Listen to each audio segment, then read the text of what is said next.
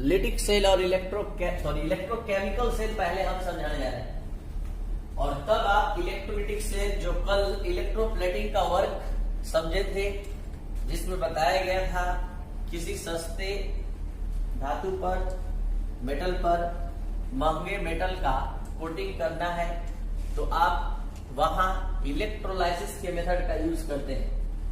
अब हम आप लोग को आज इलेक्ट्रोकेमिकल सेल के बारे में एकदम जीरो लेवल से समझाने जा रहे हैं। तो पहले इलेक्ट्रोकेमिकल सेल पर केवल माइंड आप रखेंगे।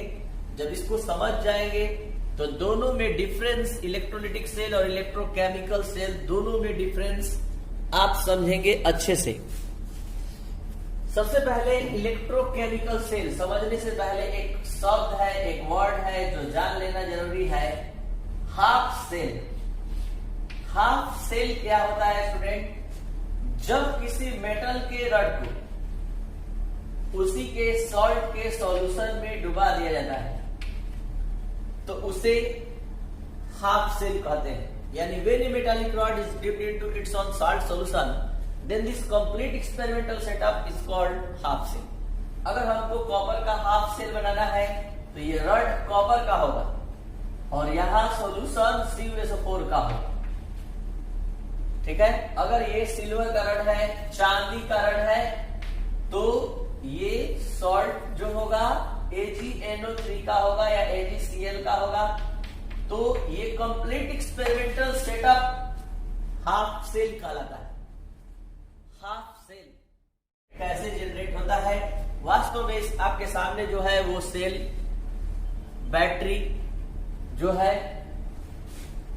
कैसे फंक्शन करता है ये बताया जा रहा है। अब ध्यान दीजिए, ये है जिंक का हाफ सेल। मतलब इलेक्ट्रोकेमिकल सेल में दो हाफ सेल होता है, एक जिंक का और एक कॉपर का। जिंक के हाफ सेल में जिंक के रड को ZnSO4 के सॉल्यूशन में डुबाया जाता है और यहाँ 1N का मतलब मोलर सॉल्यूशन में डुबाया गया है, मतलब 1 लीटर में 1 मोल प्रेजेंट है ZnSO4 का, और यहाँ CuSO4 के मोलर सॉल्यूशन में Cu के रड को डुबाया गया है। तो इस तरह से ये दोनों हाफ सेल को एक एक्सटर्नल वायर से कनेक्ट करके एक सेल बनाया गया। ये सेल दो हाफ सेल से बना है, पहला जिंक हाफ सेल और दूसरा कॉपर हाफ सेल। इसके अलावा इस एक्सपेरिमेंटल सेटअप में एक और भी चीज दिखाई दे रहा है। इस एक यू आकार का ट्यूब दिखाई दे रहा है। ये यू आकार का ट्यूब जो है इसको हम लोग स्टूडेंट सॉल्ट ब्रिज बोलते हैं। सॉल्ट ब्रिज, इस सॉल्ट ब्रिज में अगर मतलब इसमें KNO3 एक इलेक्ट्रोलाइट होता है, KNO3 या K2SO4, ये इलेक्ट्रोलाइट भरा जाता है और हम इसको जब उल्टे तो ये इलेक्ट्रोलाइट गिरे मत, इसके लिए अगर भर दिया जाता है। ये अगर क्या है? एक jelly like, gel like substance है, जैसे आप मार्केट में किसान जेम ये सब यूज करते हैं, तो वो एकदम मतलब स्यूडो सॉलिड होता है। अगर उसको दबा कर इसमें भर दिया जाए और इसको पलट दिया जाए तो ये अब गिरेगा नहीं। तो इस अगर का काम यही है स्टूडेंट कि वो जेम लाइक सब्सटेंस है और KNO3 को यानी इलेक्ट्रोलाइट को अगर हम ऐसे पलट कर रखेंगे तो ये गिरने नहीं देगा। तो कहने का मतलब है अगर के साथ KNO3 को मिक्स करके इस यू शेप ट्यूब में भरा गया है और इसी का नाम है सॉल्ट ब्रिज। सॉल्ट ब्रिज क्यों नाम पड़ा? क्योंकि पोटेशियम नाइट्रेट या पोटेशियम सल्फेट ये एक सॉल्ट है, इसलिए। और ये ब्रिज क्यों नाम पड़ा? क्योंकि ये दो हाफ सेल को कनेक्ट कर रहा है। तो इस तरह से जो भी फिगर में दिखाई दे रहा है सबका इंट्रोडक्शन पहले हमने दे दिया कि electrochemical cell consist of two half cell. In first half cell zinc rod is dipped into molar solution of ZnSO4 and in second half cell copper rod is dipped into molar solution of CuSO4 and both half cell is connected with salt bridge and salt bridge is made by agar and KNO3। तो ये है आपका introduction इस chemical electrochemical cell का। अब हम आपको इसके फंक्शन के बारे में बताने जा रहे हैं। आपको क्या पता है करंट के बारे में? करंट के बारे में आप क्या जानते हैं? यही ना, flow of electron is called current. तो इलेक्ट्रॉनों के साथ प्रवाह होता है। यहां अगर इलेक्ट्रॉन का फ्लो शुरू हो जाए तो समझ जाइएगा कि करंट का फ्लो होना शुरू हो गया। तो करंट इलेक्ट्रॉन का फ्लो कैसे होगा? तो फ्लो होगा स्टूडेंट एक मेटल के इलेक्ट्रॉन लॉस करने से और एक मेटल के इलेक्ट्रॉन गेन करने से।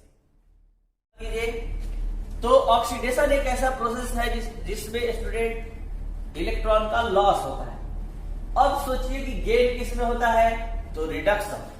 तो वास्तव में ऑक्सीडेशन रिडक्शन का प्रोसेस ही इलेक्ट्रॉन को दौड़ाएगा, करंट को दौड़ाएगा, इलेक्ट्रॉन का फ्लो स्टार्ट करेगा। तो पहले आपके माइंड में ये बात होना चाहिए स्टूडेंट, इलेक्ट्रॉन का फ्लो कहां से बनेगा, एक लॉस करेगा, एक गेन करेगा। तो लॉस करेगा तो ये वहां ऑक्सीडेशन होगा और जहां गेन होगा वहां रिडक्शन होगा। तो ये देखिए, आपको बता दें कि दो मेटालिक रड है। पहले मेटालिक रड पर आपको अपना ध्यान केंद्रित करना है, क्या होगा, कैसे होगा। यहां जहां लिख रहे हैं स्टूडेंट, यहां तो अच्छे से नहीं, यहीं पर देखिए,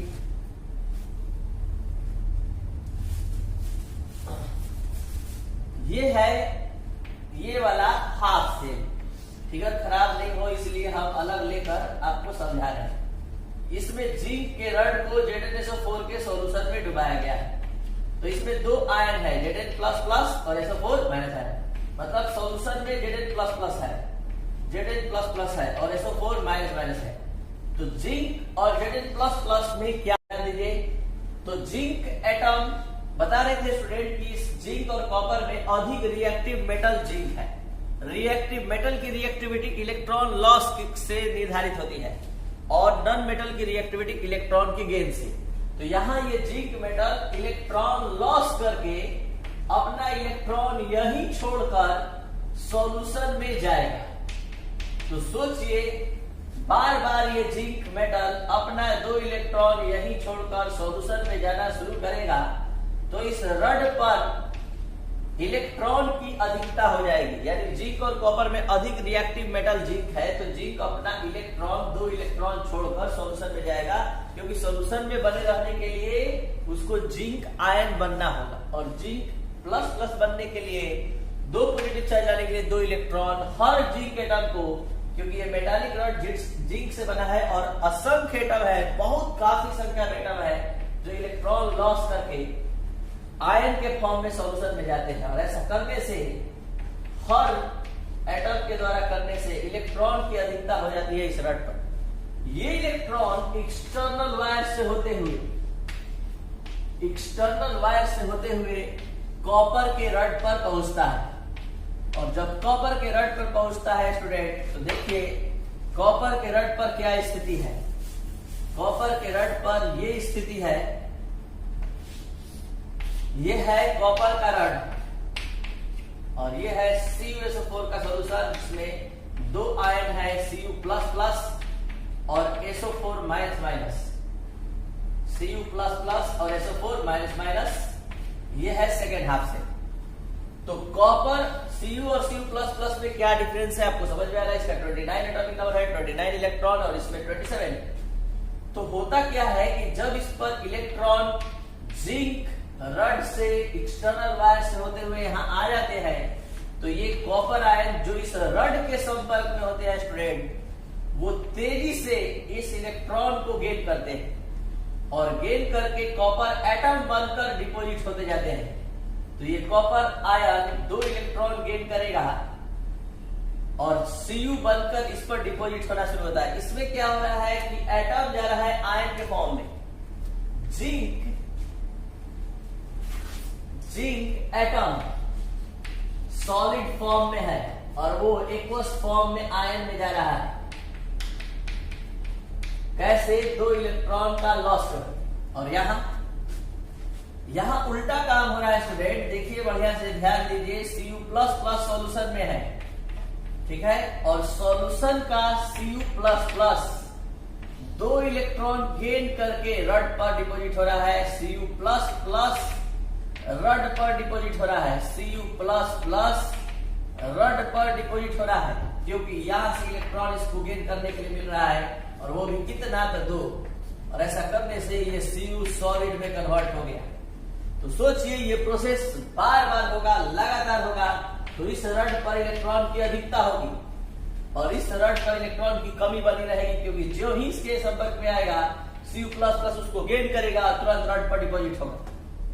तो लगातार ये प्रोसेस में आपको समझ में आ रहा है कि यहाँ इलेक्ट्रॉन का लॉस हो रहा है और यहाँ गेन, यहाँ हो रहा है ऑक्सीडेशन, यहाँ हो रहा है रिडक्शन, यहाँ इलेक्ट्रॉन का प्रोडक्शन और यहाँ यूटिलाइजेशन। तो जिस डायरेक्शन में होता है करंट का फ्लो जस्ट अपोजिट डायरेक्शन में होता है, यानी इलेक्ट्रॉन का फ्लो जिंक से कॉपर की ओर होता है तो करंट का फ्लो कॉपर से जिंक की ओर होगा। यानी कि आपको अगर बल्ब कोई भी चीज चलाना है तो प्लस कॉपर से ऐड करेंगे और माइनस जिंक से, और आपका बल्ब जल उठेगा, अच्छा खासा लाइट देगा, लेकिन कुछ ही समय तक देगा, आपका बैटरी तुरंत डिस्चार्ज हो जाएगा।